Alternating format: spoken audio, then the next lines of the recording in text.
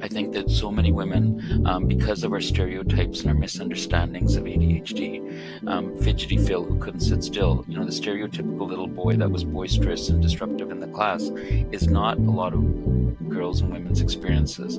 And that means that if you have that stereotype or that misconception in your head, women are more likely to have been missed. And then to go back and, as you said, correct it, reconnect, and that individual, and that door's open a little bit, and that individual, a healthcare practitioner, slams it in your face and sort of says, no, it's not this. How many more years are going to be lost now? And that is not acceptable. So for your listeners to your podcast, I would say, please don't let them stop you. See the second practitioner, the third practitioner, contact us, contact someone who's actually going to listen, and don't leave that stone unturned, because you do need to sort of move forward with this. And on behalf of the medical profession, I apologize that you even had that experience. That should not be happening.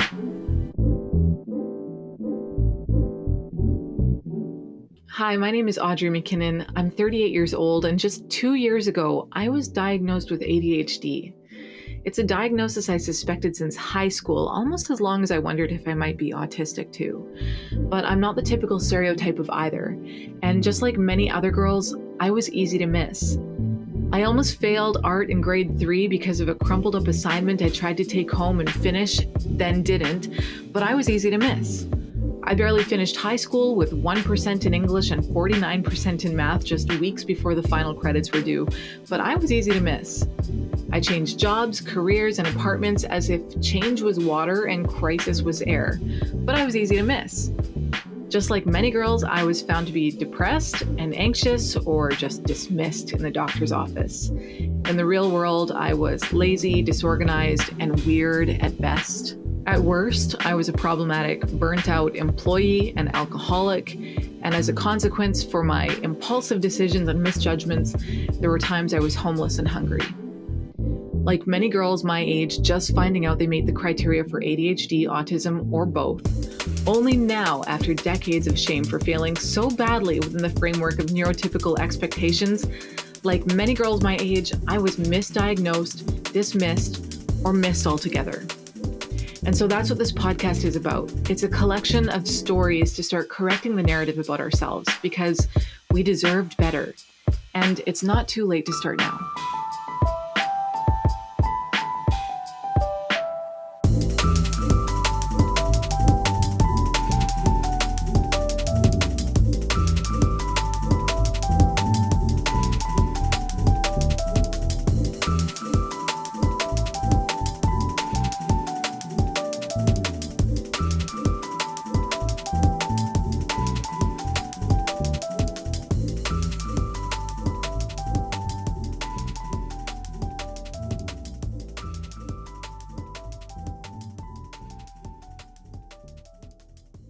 So to start, I'll just say hello and welcome to the podcast. Thank you for joining me. Great. Thank you for having me, Audrey. Yeah, absolutely. So the Adult ADHD Center recently held a webinar on the disability, what's it called again? Disability tax credit. Right. Yeah. So can you tell me about what the disability tax credit is and who it's for? Absolutely. So the disability tax credit, I guess the philosophical reason why it exists is that everybody in a social network with a social safety nets, all of us contribute to those safety nets, right? Whether it's healthcare or whether it's building the roads or your education system. So we all pay taxes. The logic, though, is that people with disabilities, and let's start with general disabilities before we talk about ADHD, that people with disabilities should not have to pay the same amount of taxes as people without disabilities. Right. And that's a logic that goes into this. But that isn't sorted out. That isn't nuanced out, because typically most of our taxes are paid when there's sales tax or when there's income tax. Right. So people generally don't pay more or less based on the deduction on their income tax isn't more or less based on whether they're disabled or they're not. So everybody sort of pays the same percentage and it goes goes to, Revenue Canada and so forth. So what the disability tax credit does is it attempts to correct for that. It attempts to correct for the fact that people people with disabilities should not be paying the same amount of taxes as people who are able-bodied. And there's some philosophies around that too. And so one is there could be a difference in income earning potential, right? People with Mm-hmm. disabilities may be struggling more in the workplace, may not be able to get those higher paying jobs. So there may be a difference in income. But the other thing is that people with ADHD also, people with disabilities first, have higher levels of expenses that people without disabilities don't have. And they Mm-hmm. could be expenses like medications, they could be food expenses, transportation expenses, maybe therapy expenses, and day-to-day expenses. So what the disability tax credit tries to do is it tries to make it more fair. So if someone does qualify for the disability tax credit, it refunds past taxes that are paid and reduces taxes going forward that are going to be paid. Mm-hmm. And one thing that is to be remembered is that it's not necessarily taxes paid by that individual, but it could also be taxes paid by whoever was supporting them. So, for example, for children or other people who aren't working or haven't worked much or underworked, it could be their parent, their partner, their sibling. It could be someone who's actually supported them in their food, in their shelter, in their clothing expenses. And then that person who's been doing the supporting would get the benefit of the tax credit. Wow, okay. And so there's a whole bunch of things you touched on there that I definitely want to go into, but I actually want to start with the word disability, because this is something that comes up in some of my conversations, and people fall on two sides of this. Some people don't want to recognize ADHD as a disability. I think they see it as stigmatizing. But where do you fall in that discussion? How does ADHD fit into this definition of disability? It's a fascinating question, Audrey, and you're absolutely right. So we at our Adult ADHD Center, we see people from coast to coast to coast. Our number of assessments are probably reaching around 16,000 right now in the past 8 years. So we see a lot of people, and you're absolutely right. And you have to think about ADHD as being one part or one type of neurodiversity, right? So what we're understanding now, and I have to remember this as a doctor, what am I trained in? I'm trained in someone is ill or unwell, and then I have to help them become well or healthier, right? And that sets up a paradigm or a thinking of one is unwell and then the other one's well. One is sick and the other one's healthy. And really, when you think about neurodiversity and specifically ADHD, what we really should be saying is that everyone's brain is different. People with Mm-hmm. ADHD have a brain that's different than the person without the ADHD. And when you look at it that way, there really isn't a normal and an abnormal. Really, what it is that people have different strengths in different aspects of their brain and their cognitive functioning. So using that logic to answer your question, there are people who will say, my ADHD is my superpower. My Mm-hmm. ADHD allows me to be creative. My ADHD allows me to think outside of the box. It's what allows me to write that amazing comic strip, or to do that amazing art, or to find that solution to a technical problem that other people who aren't neurodiverse wouldn't have come up with. So when we diagnose someone with ADHD or we interact with them and they say, well, ADHD is my superpower, I don't see it as a disability at all. I don't challenge that, Audrey. I would say, Mm-hmm. okay, I accept that. I accept that you see it as your superpower and it's not disabling, and in fact is enabling you more and allowing you to succeed. But the flip of that, and this is where you're getting to the controversy, is the flip of that, as a doctor, as someone who's a healthcare professional, I also see people with ADHD who've struggled in elementary school, in high school, in work, in education, in relationships, with substance use, with eating disorders, on and on and on. And we can go on about the challenges with ADHD in various aspects of life. So for me as a physician, it's hard for me when I meet somebody for the first time and I diagnose them saying, you've got ADHD, and the person has been significantly held back from all the things they wanted to achieve in life. And for me to say, oh, but don't worry, it's a superpower, is quite insulting too. Right. Yes. So I guess your question is a really good one. And I think the best way to frame it is, if the person themselves wants to identify their ADHD as a superpower or as something very positive, more power to them. I will support that. But it's Mm-hmm. not my place to say to someone, ADHD is a gift for you, because there's a lot of people it may not be a gift. Absolutely. And that's what we're seeing with a lot of women who are just finding this out in the last couple of years, that, oh, I've had ADHD all along. And it's redefining my entire history of myself and problems that come along with that. And one of the things that comes up quite often is this, it comes up as a joke. The ADHD tax, people call it. You've heard of this. It's not a literal tax. What's your understanding of the It's ADHD tax? Yeah, Audrey, you're like 4 steps ahead of me. I love this. We were giving a talk at it's called CADAC. It's a Canadian advocacy organization that helps people with ADHD. It's a great organization, CADAC, CADDAC. Anyway, I was speaking at their national meeting in Calgary last year and talking about the topic they gave me was ADHD and relationships, work relationships, partner relationships, family relationships, so forth. And anyway, we got onto the issue of money, ADHD and relationships and how money is an issue sometimes for people with Mhm. ADHD in relationships.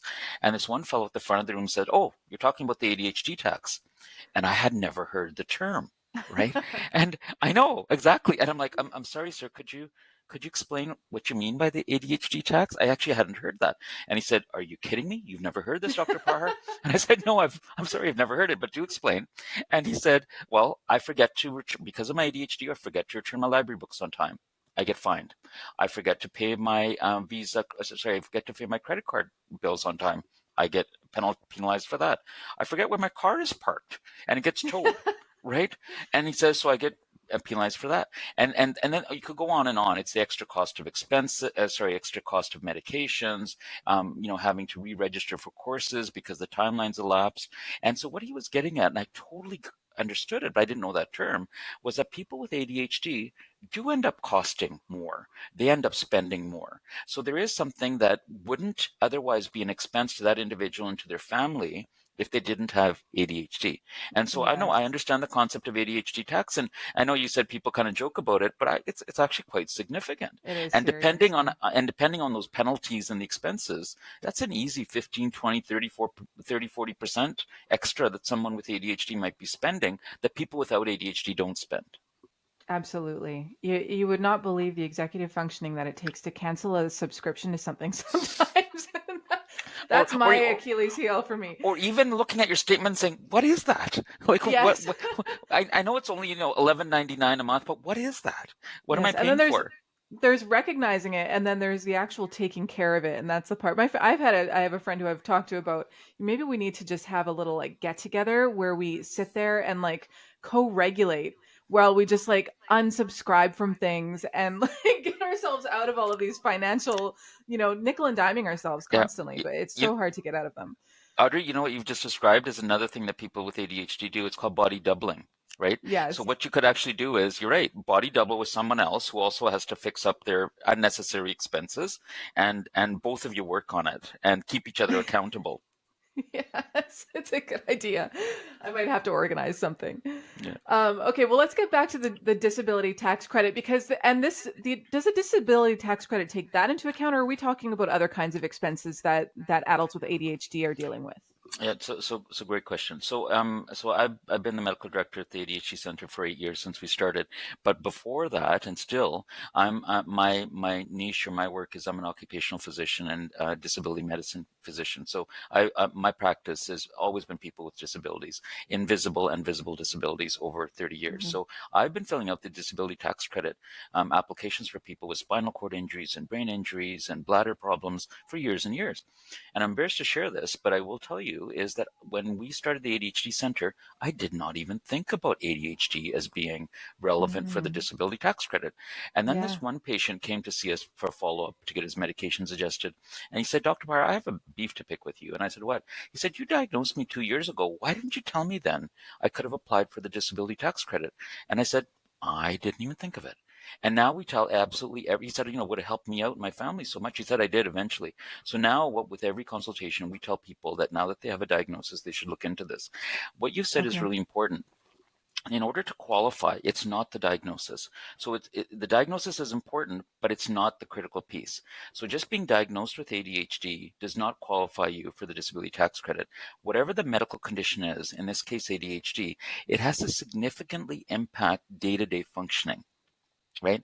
And, Mhm. and so that's when any condition, including ADHD, then qualifies somebody for the disability tax credit. So let's say, for example, it's 2024 now. Let's say someone was diagnosed in 2023.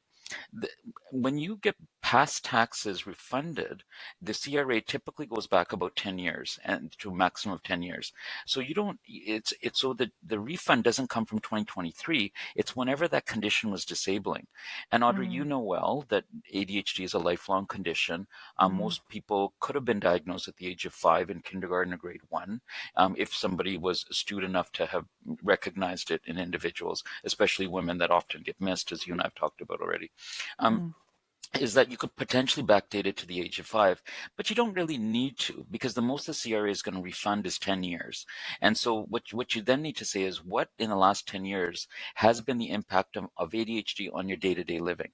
And so on the application form, there's this very Mm. short 1 to 2 pager that the patient fills out, that the individual fills out. That's really easy. It's like your address and social insurance number and stuff. But the rest of the booklet is divided into sections. So disability tax credit for walking, for dressing, for feeding. Usually ADHD fits into the mental health section, and you only need one section. And in there, then there's questions. When were you diagnosed? But then how is it affecting you day to day? So there's questions about judgment, the ability to recognize a lack of safety around you, communication challenges. So then you have to answer those questions. Well, not you, but the healthcare practitioner has to answer those Mhm. questions. And then if you are significant enough in those categories, that's what qualifies someone for the disability tax credit. Okay. It seems like really difficult to quantify. And also, as I think about this, it's kind of like finding out you have ADHD late in life and that those thinking about the what ifs and everything. I also feel like it opens an emotional component that might also become a barrier for some people. Oh, absolutely. And you talked about earlier, recognizing expenses and then taking the step to do something about it. There are so many. What are one of the key hallmarks of ADHD? Procrastination. Not doing the Yeah. kinds of things that you need to do, but postponing them until later. And no disrespect to bookkeepers and accountants, but taxes and tax paperwork is not fun for the rest of us, right? Like, it isn't. In fact, one of the questions we ask people when we're trying to diagnose ADHD is, how many years are you behind in your taxes? Right. Yeah. My record is of someone who told me 8 years. And I Yep. said, you haven't filled out taxes for 8 years? He said, yes. And I said, well, then we better get this ADHD thing figured out, because the next time I visit you, you might be in jail. And so I was joking to him. But my point was more that let's get on with it. Like, we need to Yeah. move on. Right. But Yep. back to this is, it can be intimidating. It can be boring, and you have to get a doctor or someone else to help you with the medical piece. So there's that, having to go to someone and connect. But you touch on something even more important, and that's that in order to truly describe your day-to-day functioning disability means you have to actually think and reflect, and a lot of that can be emotionally difficult, right? Because Mm-hmm. then you think of, yeah, I do lose friends. I do have difficulty in communicating, and when I get up in the morning, I'm not always motivated to do something. So I think there is a soul searching and perhaps an emotional challenge that comes with that. And I think the practitioner that you're working with, and for ADHD, it can be a nurse practitioner or a physician. It could also Mm-hmm. be a psychologist that can help Mm-hmm. you with the ADHD application for the disability tax credit. But I think that person needs to be sensitive and understanding that it's hard for you, for males and females, but certainly women, to share those challenges with that healthcare Mm-hmm. professional. And a lot of us also don't have the greatest experiences with our general practitioners on this topic. I speak to a recent person that I spoke to. She's had every diagnosis under the sun from this doctor and medications and everything to go with it. And the moment she came in and said, I think maybe the underlying issue here is undiagnosed ADHD, her doctor said, that's a trend, go away. How do those of us who haven't had the most compassionate experiences from our healthcare practitioners, how do we go? Who is supposed to help us with this? How are we supposed to make sure that we can Yeah. get this, as you So, said, so rebalance Audrey, this you've touched issue on of something. I all of feel, these expenses that we're paying? yeah, yeah. Audrey, you've touched on something that I feel really strongly about. Because we only see adults, we don't have the privilege of identifying people earlier on in life. So by the time we see people, there's been a diagnosis of ADHD that's been missed or Hmm. misdiagnosed as something else, usually anxiety or depression or something else.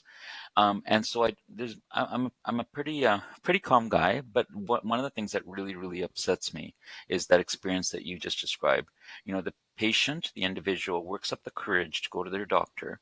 their healthcare provider and say, I think I may have ADHD because of this. I've done my research and I think of this. And the person says to them, you don't have it. You're too successful. It's just a gimmicky Mm-hmm. thing. Go away, as you said. And I find that really, really difficult to accept. And so especially for women, I think that so many women, because of our stereotypes and our misunderstandings of ADHD, fidgety Phil who couldn't sit still, the stereotypical little boy that was boisterous and disruptive in the class is not a lot of girls and women's experiences. And that means that if you have that stereotype or that misconception in your head, women are more likely to have been missed. And then to go back and, as you said, correct it or reconnect. And that individual, and that door's open a little bit, and that individual, a healthcare practitioner, slams it in your face and sort of says, no, it's not this. How many more years are going to be lost now? Yeah. And that is not acceptable. So for your listeners to your podcast, I would say, please don't let them stop you. See the second practitioner, the third practitioner, contact us, contact someone who's actually going to listen, and don't leave that stone unturned, because you do need to sort of move forward with this. And on behalf of the medical profession, I apologize that you even had that experience. That should not be happening. Of the 5% of adults in Canada, well, probably in the world, but Canada and the US that have ADHD, the number is about 4.9. I round it to 5 just for the simplicity of the arithmetic. So 5% of adults have ADHD. That means 1 in 20. This is not a rare condition. So 1 in 20 people have ADHD. But here's the scarier number, Audrey. Of the 5% of people that have ADHD, 80% have not been diagnosed and not been treated. Right? That means that of the adults out there with ADHD, 80% have not been diagnosed and not treated. And so people are going to get help right now. And if it's trendy or there are more people being diagnosed, that's a good thing, because they were missed all these previous years. Yeah. Yeah. Wow, that is a really striking. And then the consequences of that are obviously high. And I mean, we're talking about one of them here, it's financial, but there are all these other ones, these, social emotional ones that are just, it's extensive. It's all the way to, we're talking about, I think the population of women in prisons, like a huge proportion of them have ADHD. There was a study done. You're absolutely right. We use the term in custody now, and of the people in custody, about 45% met the criteria for ADHD, meaning that people in custody in jails, if you did the ADHD assessment on them, 40% met the criteria for ADHD. And Audrey, the other thing that we're all talking about across the country is the opiate crisis.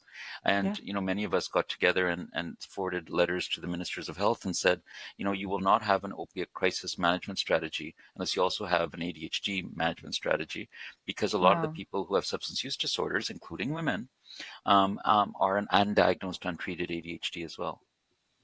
Wow. I did not know that. That's something to definitely something for a further conversation in the future as well, because that's a really important topic to me personally.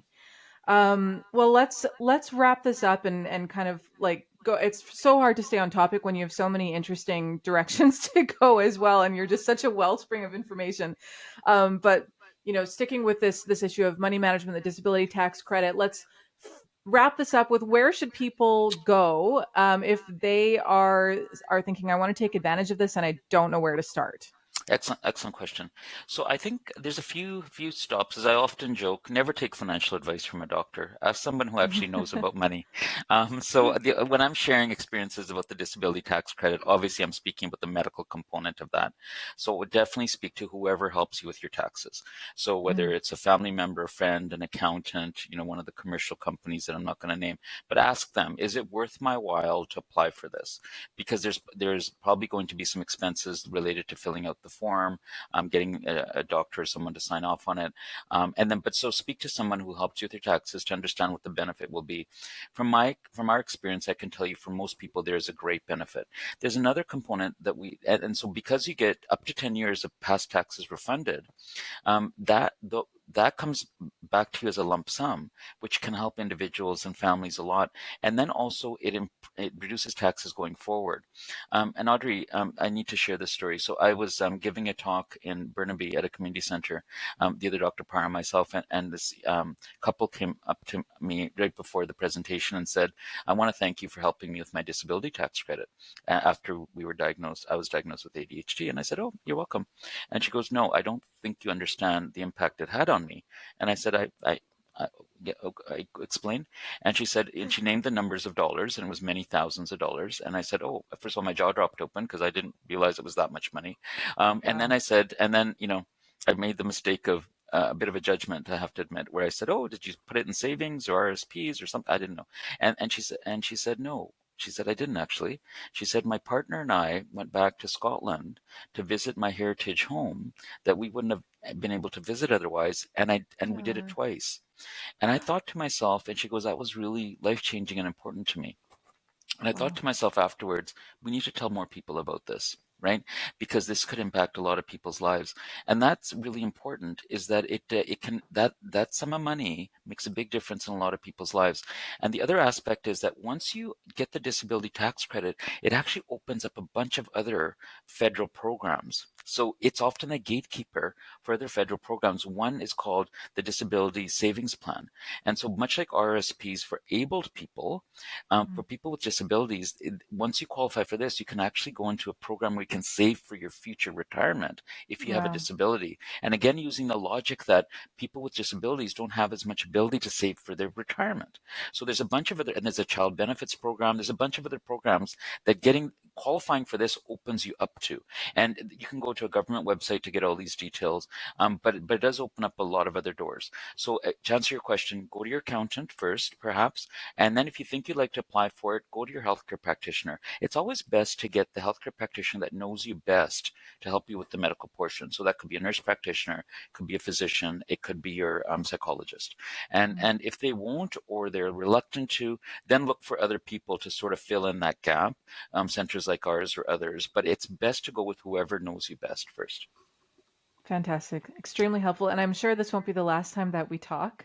I have so many other questions for you on different topics, but it's important to stay focused. So thank you so much for joining me. And I'm sure everybody listening really appreciates it as well.